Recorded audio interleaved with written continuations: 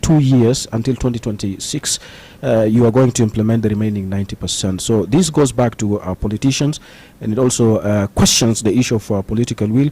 It questions the issue of commitment.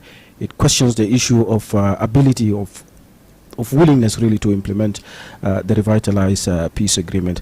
Now, we have about weeks now since the extension of, since they agreed to extend the transitional period again and to postpone elections until 2026. But what has been done within these few weeks?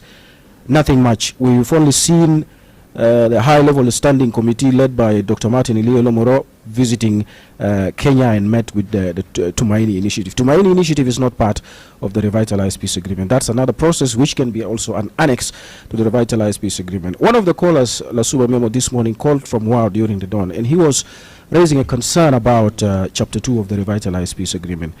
Many soldiers are deserting the cantonment sites. They have graduated for years now, but no any deployment of the necessary unified forces. So what does that tell you? It tells you they're not serious about implementing Chapter 2 of the Revitalized Peace Agreement. They're not serious. They're only there's this concern of selective implementation of the Revitalized Peace Agreement by the politicians. They only select specific provisions that suits their own interests. They implement.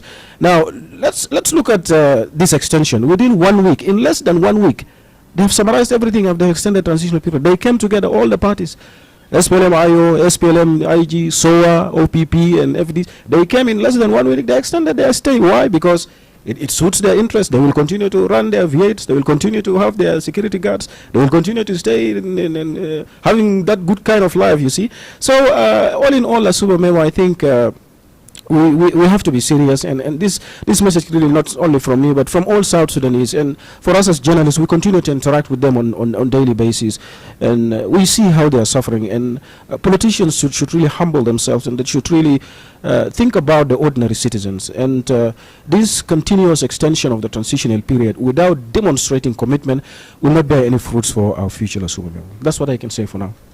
Yes, Charles Water. Yes, another thing that I wanted to add in regards to the implementation of the 2018 Revitalized Peace Agreement is that there are key areas that the unity government need to pay attention to as they are planning maybe to come up with timetable or implementation matrix.